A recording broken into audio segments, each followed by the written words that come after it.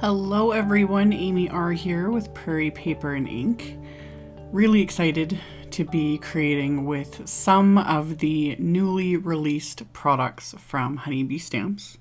It is their 5th anniversary and they're celebrating it big with a huge release. So I am using the new Farm Fresh Flowers stamp set. I have some distress watercolor paper in my mini MISTI here, and I'm stamping onto the smooth side of it with my VersaFine Clair Nocturne ink. And then pulled those stamps off, and then there's a couple different little sentiments in the set that you can use to stamp on the little label piece of this old, it's like a galvanized, milk pail.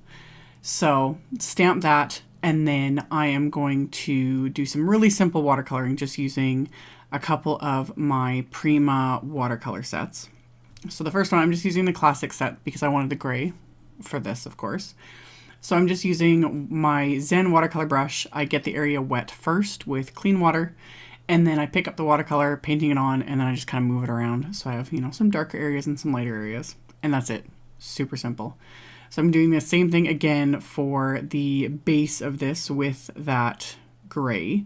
Just got the area wet with clean water, painting on the gray watercolor, and then moving the color around with just a little bit of clean water on my brush.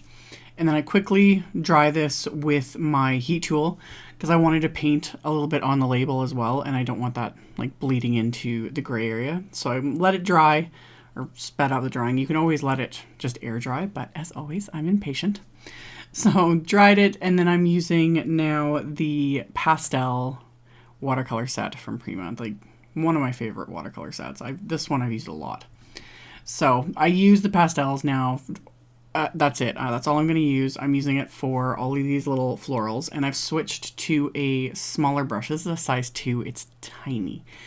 But I wanted a smaller brush because there's a lot of little areas, like little petals and all that sort of thing.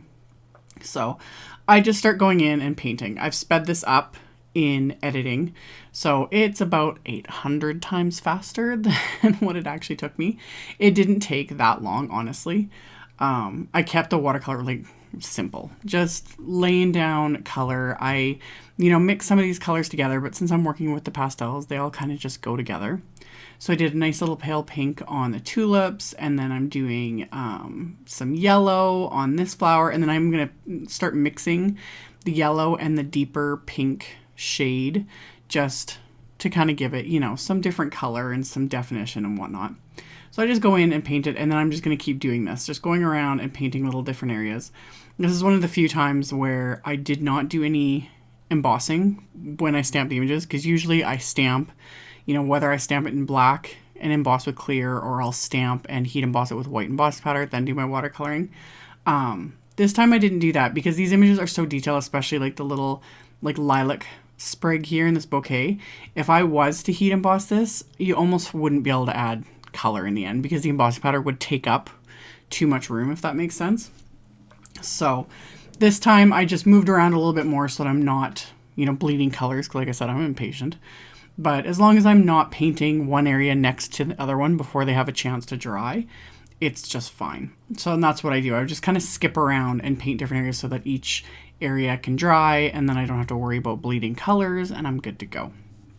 So I stuck to a kind of minty color palette especially with the greenery and whatnot. I don't know, I was in a very mint green mood when I made this card. So I already knew I wanted to use mint green for the bulk of the card, like on the background and whatnot. So that's why I kind of stuck with that with greenery as well. And then I just kept going along and adding color.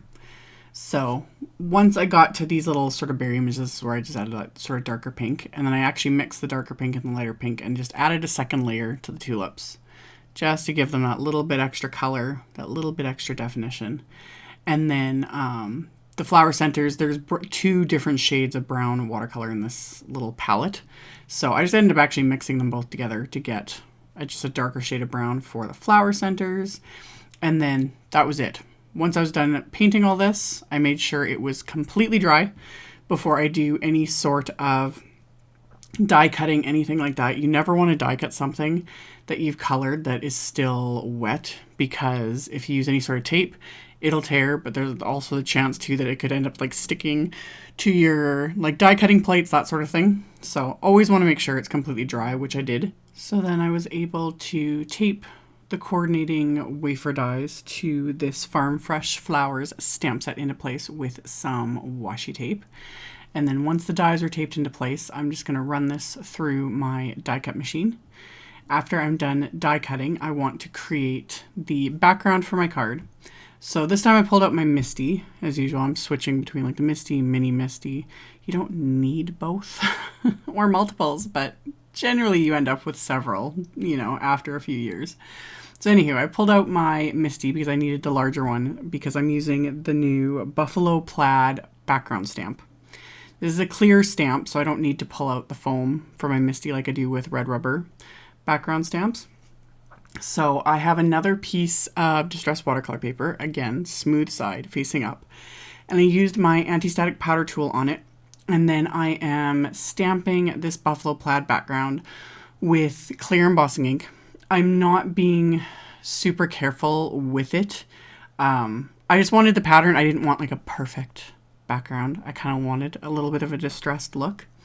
So I'm pouring white embossing powder over it. So of course, on camera right now, it looks boring. You can't really see anything. But pouring the white embossing powder over it, once I've got the entire background covered with the embossing powder, I'm going to melt this with my heat tool, tilting it back and forth in the light to make sure, because especially when it's white on white, it's hard to see. So any grainy or dull areas aren't melted. Make sure they're melted.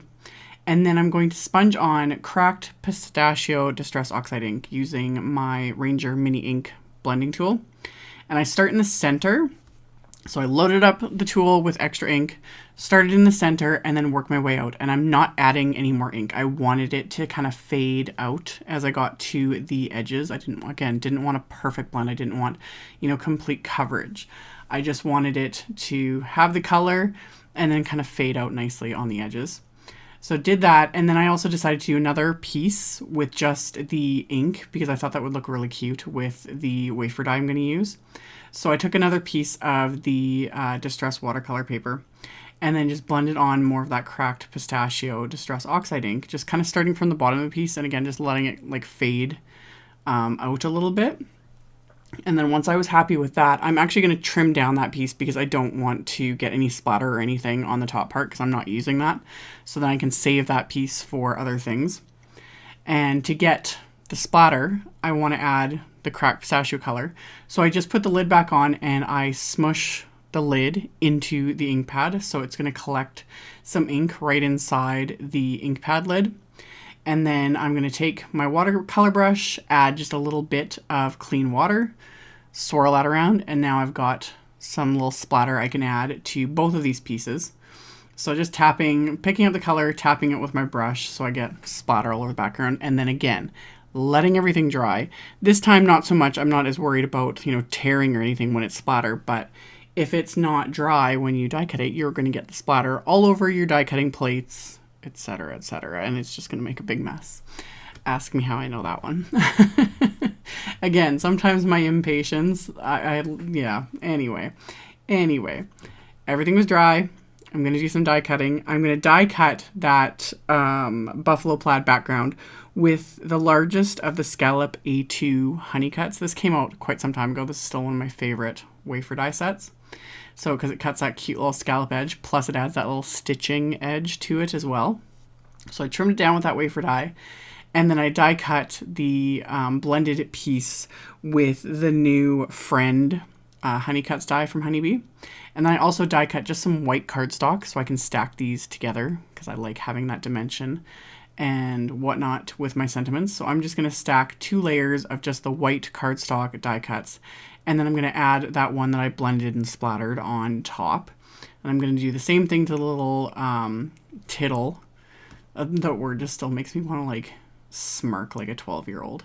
Laura Basson gets credit though for that. I actually did not know that that's what you called the dots to eyes. So watching her videos, you always like pick up the most random little things. It's just hilarious. So anyway, added those, got everything kind of together. So now I want to finish the sentiment. So I actually just took the little hello stamp from the Farm Fresh Flowers stamp set. I'm actually stamping on the scrap that I die cut the friend words from. And I'm going to stamp that with that VersaFine Clair Nocturne ink. And then my finished watercolor piece I added with some foam dimension to the buffalo plaid background. And then the friend word, the first part of it, I put a little bit of my Derice foam strips on the back of it so that they could adhere and not get smooshed. And then just adhesive on the rest of it so I could pop that on top of my main images here. And I did the same thing with the tittle to the eye, just added the teeniest little bit of the foam tape and then popped that into place, and then did the same thing with the hello word. So after I've got that assembled, I want to do the inside of my card. So my card base is a side folding A2 size card. So I just kind of lined it up in my MISTI, not perfectly, but I wanted the like kind of inside edge not pressed up right against the edge of the MISTI, so I could stamp that cluster of flowers in the lower corner of it using that same cracked pistachio Distress Oxide ink. So after I did that, I then took the Miss You stamp from the Coordinating Friend stamp set that coordinates with the new Honey Cuts dies. And I lined that up, and I'm going to stamp that with that VersaFine Clair Nocturne ink. And I'm going to stamp it twice with that just to intensify it a little bit. And then after that's stamped, I can now adhere my card front to my card base. As always, you could leave it here, but I want to add just a little bit of bling. So I pulled out some Blossom Sparkle crystals, and I'm going to kind of sprinkle these throughout my little card front here. And same thing, just adhere them into place with the Craft Tacky glue. So I've got my card front adhered with its scalloped minty goodness.